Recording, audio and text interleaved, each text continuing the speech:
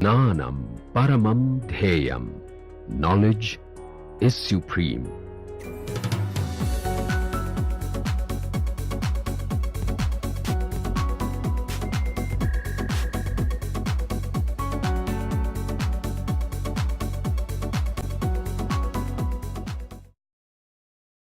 We have seen that given a prime number p and a positive natural number m, there is a field with precisely p power m elements, and two such fields are uniquely determined up to an isomorphism.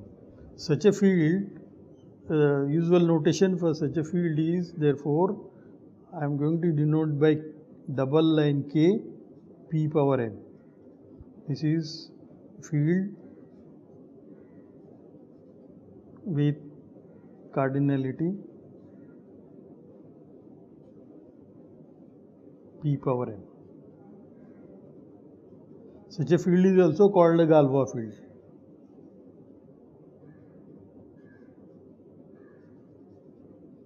And some people also denote it by the notation GF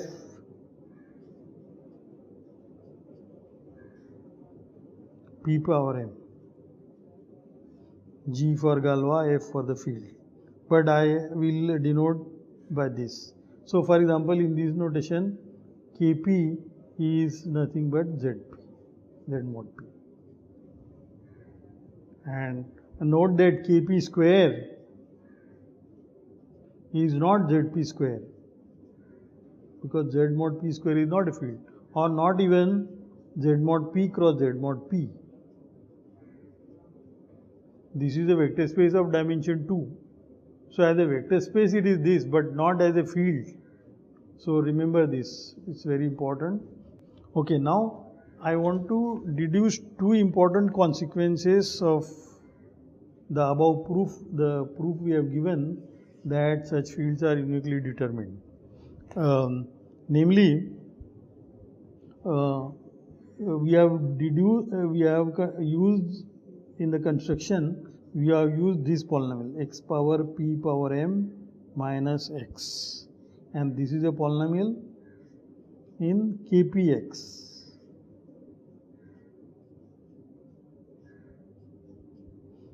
Okay.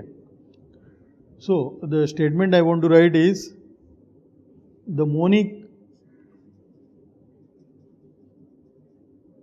prime divisors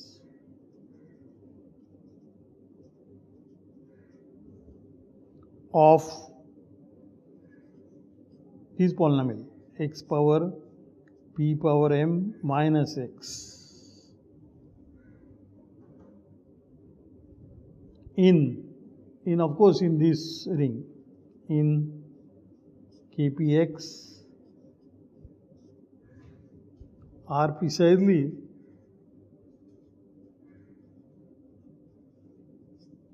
monic prime polynomials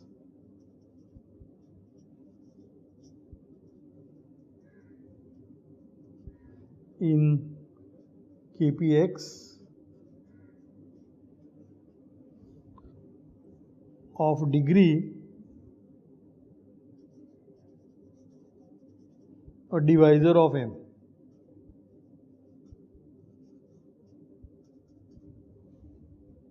So, what am I writing? That means a monic polynomial prime, and the degree of that polynomial has to be divisor of m. Why is that? Because if you take such a monic polynomial, say mu in kpx, which divides mu monic prime, then kp x mod this mu, it's a subfield of this kp power m, but this is a field which contains kp. So, the degree, this degree is m, I know. So, you see the degree of k p power m over kp. This degree is p power m, but this degree is same thing as k p power m colon kpx mod mu, and this degree here is kpx mod mu over kp. This degree is nothing but degree of mu. So degree of mu has to be the divisor of this. No, actually it is the divisor of m. This is not p power m, this is m. This degree is m because it's a degree m extension, because this has cardinality p power m, so this is m, and this is degree mu, so the degree mu divides m. So they are precisely m. Conversely, if you have any minimal monic prime polynomial of some degree, then this is a field and that has to divide this. So that justifies the earlier statements. The prime divisors of x power p power m minus x are precisely the monic prime polynomials of degree which are divisors of m. Okay, this is one observation. And this is not only true for p power, so this is more generally you could write if I have not only for z mod, not only for kp, I want to write a statement for more generally same proof. I want to replace kp by any finite field with cardinality q, but q has to be power of p, of course. So the monic prime divisors of x power q minus x in kq x are precisely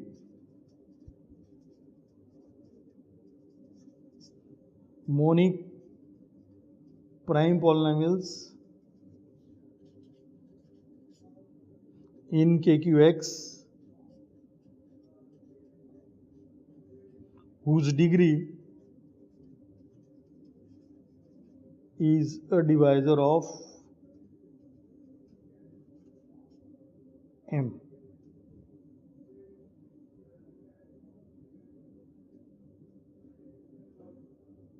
Where q is of course q power m. So I just replace the field kp by kq and the same statement, and the proof is also same. Okay, so that two important observations. Now, as one realizes that to studies zeros of the polynomials, finite group theory plays very important role. Another concept where this course will center around is so-called the concept of group actions. This is a digression on group actions.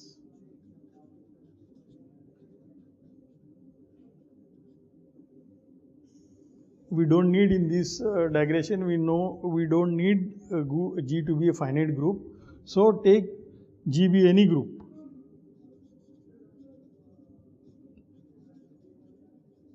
And X be any set.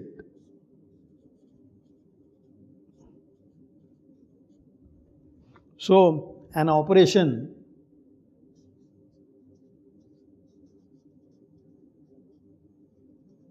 of G on X is a map from G cross X to X, and this map is denoted by G pair G comma X goes to simply, this is simply a notation gx.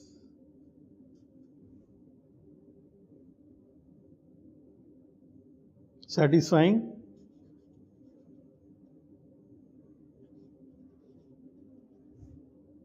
the two properties.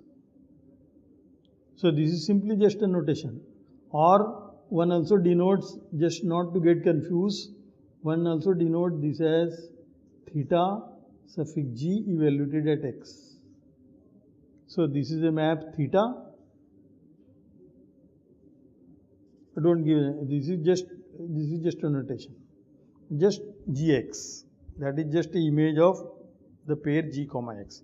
And what properties it should satisfy? Namely, identity times x, where E is identity in G. This should be x. This is property 1. And 2, if I take gx, I will also stop writing that dot in between. And then this is an element of x. This I multiply by another element of the group G, G prime. That should be G prime G x. Now this is an operation in G, and this is this operation we are defining. So it is clear from the context what we are writing. And these equations are true for all x in x and for all G, G prime in G. Then such a map is called an operation of G on x. Also, I will not, this is actually called a left operation of G. G is written on the left. On the right, it will be called a right action, but we will consider only a left operation. So this is a typical example. Let us see some examples. So before I give more examples, I will just translate this definition. So for example, on the set X, G may operate, the same group G may operate in a different way. For example, one obvious operation is there, it's a trivial operation. Namely, G times X is X for every G. So that is a trivial operation. Or, so the same group G can operate on the same set in a different way.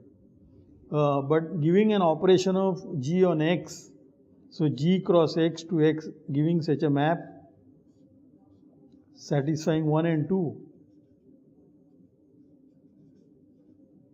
1 and 2. This is equivalent to giving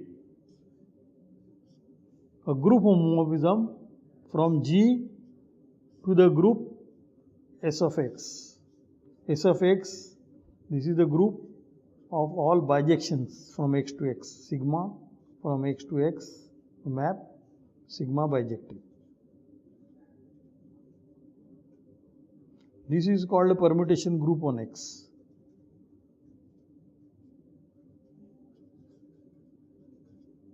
On X.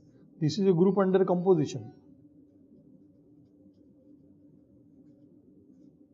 The identity element in this group is precisely the identity map of X. And the inverse of element is precisely the inverse, set theoretic inverse of the map sigma. And giving such a operation is equivalent to giving a group homomorphism. So what is the identification? So any G, you want to define a map which is a bijective. So that is, we want to define theta G, and theta G should be bijective map from X to X. And that is precisely this X going to Gx. Now we check that this is bijective. That is very easy because theta G inverse is nothing but theta suffix G inverse. This is obviously the inverse because of the property 1 and 2.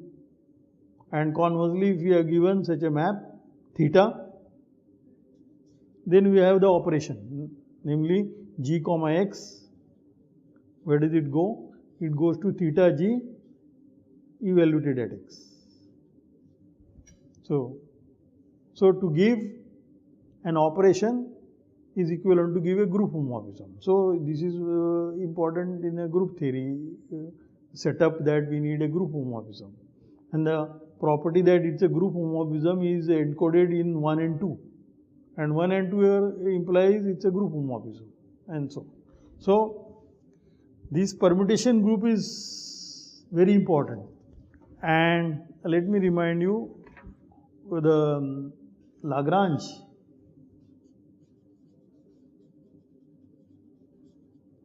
was the one who started with the permutation group, studying permutation group precisely without, he didn't mention it explicitly, but essentially he was studying permutation group.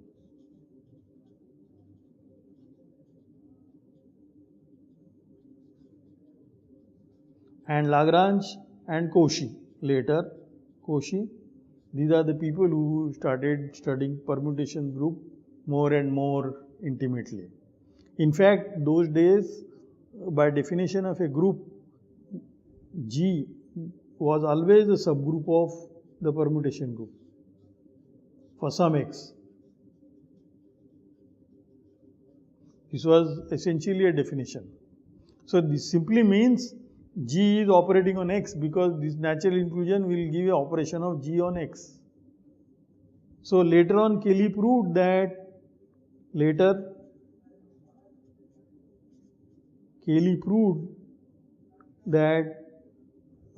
in between there was an abstract definition of a group, abstract definition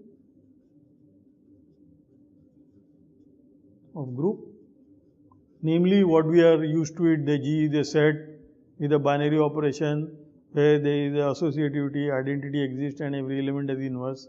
This was the abstract definition of a group. It came much later than this definition, but later Cayley proved that these two definitions are equivalent by proving Cayley's theorem. So Cayley's theorem, Cayley proved that if I take G and if I take a permutation group on G, there is an injective map here, natural injective map, injective group homomorphism. That means G is a subgroup of this permutation group. But the G may be too big set. Maybe you want to find a smaller and smaller set where G is a subgroup of the permutation group on that symbols.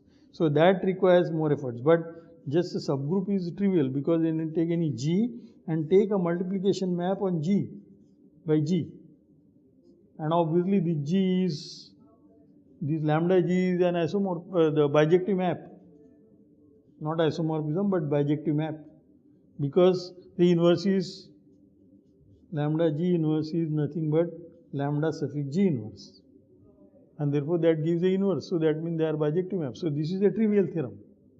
So and this map is injective is also trivial theorem. So but it importantly says that the modern and old definitions are equivalent. Now I want to give some few examples, important examples of group actions. So examples 1. So first of all, take any group G. G is any group and X is also G. So now I want to give an operation. So G, I want to give you a map from G cross, I will still write X for psychological reasons, to X, and then the pair G comma X goes to Gx. This is now multiplication. This is the multiplication in G. Because X and G both are elements of G, this is the binary operation in G, multiplication. But it's clearly, it satisfies the one property. One says that E is identity property, and the second property says that it is associativity. So therefore G operates on G by left multiplication. So this is called left regular operation of G on G. Left because it is a left multiplication. If I want to give you the right one, then I have to give I want to multiply G on the right side, but then to make 1 and 2 property, you will have to say that multiplied on the right not by G but by G inverse. So, G comma X mapping to X G inverse, because the property 2 should satisfy. So, this is also operation on G. This is the right operation. You can combine the both two.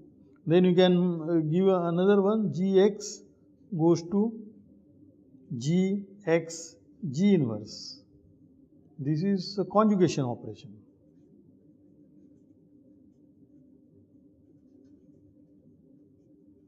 So you see, on the same set G is operating in many ways. Okay, so this was one example, and more examples I will keep collecting it when we go on according to our need. But the one very important I want to say it now is second example. Suppose A is any ring. You take commutative ring, and then I know the group G. G is the unit group of A cross. This is the unit group of A. Then this A cross operates on A naturally. A is my set X, so X is my A. So G operates on X naturally. How? Then that means you have to give a map from G cross X to X.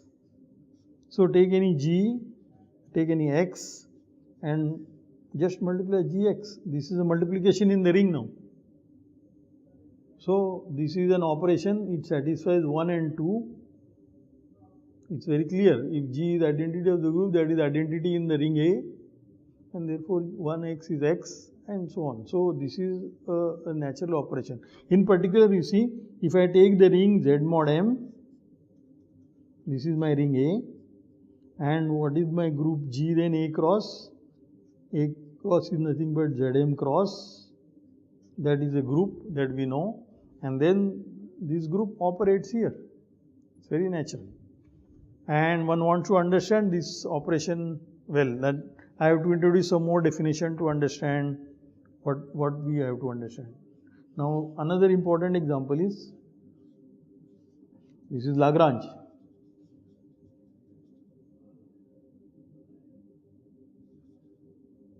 So you take a field K and take a polynomial ring in many variables, K x1 to xn.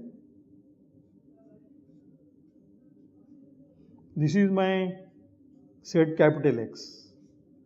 This is the set I want to. And the group G is the permutation group on n symbols. So this is same as S of the set 1 to n. Bijective maps from 1 to n. The abbreviation for this symbol is just S suffix n. This is permutation symmetric group. This is also called symmetric group on n symbols or n letters. And how does this group operates on the polynomials? So that means I want a map from S of n cross polynomials in n variable to again a polynomial in n variable.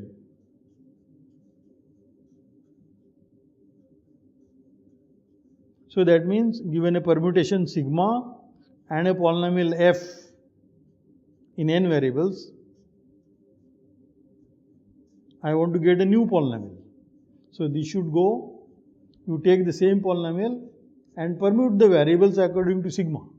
So f of x sigma 1, x sigma 2, x sigma n. So just you have to check that this is an operation of the group on the polynomials. That is very easy, because when sigma is identity, polynomial doesn't change. And when you have two permutations. You first apply one permutation and then apply another permutation, that is like applying composition of the permutation. So to say that if I take, say for example, sigma is the transposition 1, 2, and if I take the polynomial x1 plus x2 square plus x3, where will this go? This pair will go to this polynomial. I have to change variables according to this permutation. So 1 is going to 2, 2 is going to 1, and remaining indices are fixed. So first of all x3 is fixed, x1 is going to x2. So this polynomial is going to x2, and x2 is going to x1. So this is x1 square plus x3. So you permute the variables according to the permutation. So Lagrange was studying this group actions, was studying the solutions of the roots of the polynomials in one variable and relating to its coefficients. So this I'll do this more precisely when we have enough vocabulary, but right now I need to introduce more vocabulary about group action. So whenever we have a group action, now we will say that G operates on X, or I will also say that G acts on X. These are the same thing. Operation will mean that the map X cross G cross X to X, and action will mean that G to Sx. Both these are equivalent, only the words are different. So when G operates on this, that means think of this. This is the G to Sx, there is a group homomorphism. This is theta. So what is the fix? If I write fixed points of X under G, that means by definition all those X in X such that Gx equal to X for all G. These are called the fixed points of the action. Fixed points of the action of G on X. That is one thing. Another definition I need is, for every X, small x in X, I have the orbit Gx. This is all the G multiples of X. So Gx as G varies in G. So this is orbit of G, orbit of X under G. All G multiples of X.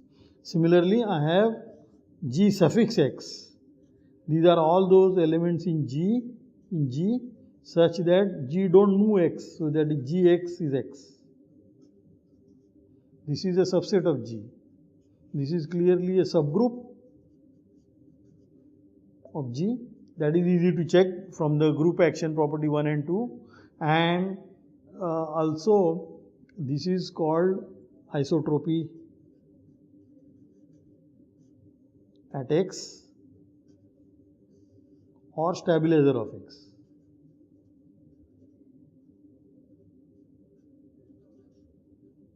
Both these terms come from physics actually, because stabilizer, it stabilizes X and it is isotropy at X. So, and the basic relation between the two I just want to write, which is called orbit stabilizer theorem. This is the theorem.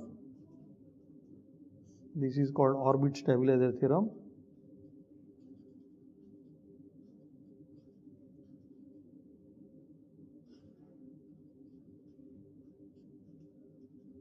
It says that, look at the map G to Gx orbit, this G going to Gx. This is a set map. This map is clearly surjective. And what are the fibers? Fibers. So that means if I take any element here y, any Gx, let's call this map as phi, and look at any element here Gx. So what is phi inverse of Gx? phi inverse of Gx is precisely all those H in G such that this H also goes to Gx. H x equal to Gx. This is same thing as G times Gx. Because rewrite this. This is equivalent to saying multiply by H from this side. So x equal to H inverse Gx.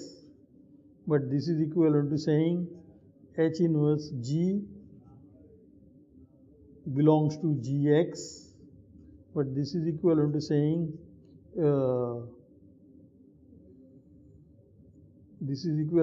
you multiply by H, so you will get G belong to H Gx. So I will correct here, this is not G, but this is equivalent to saying this is correct. The two cosets are equal, so this is Gx, H belong to Gx. So this is G. So this is the coset of the isotropy at G. This is given G.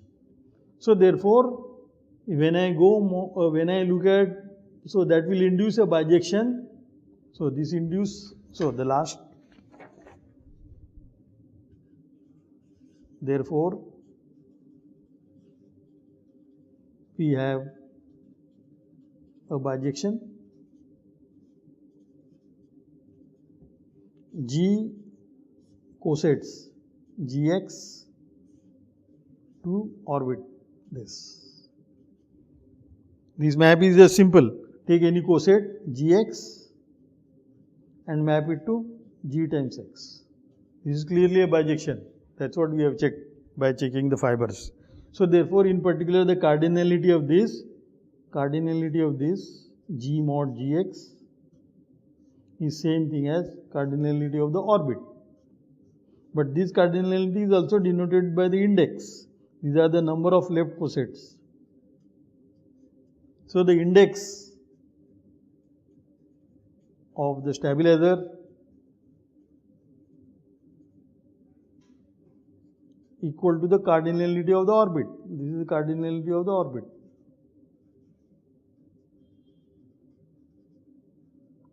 of x, stabilizer at x.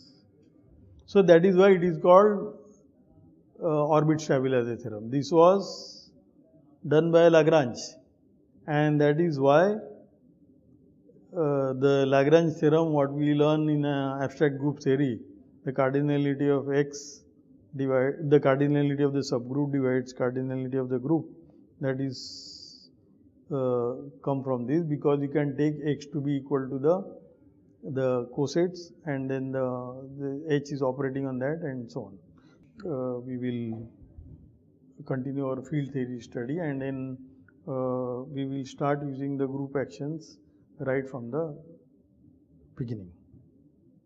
Thank you.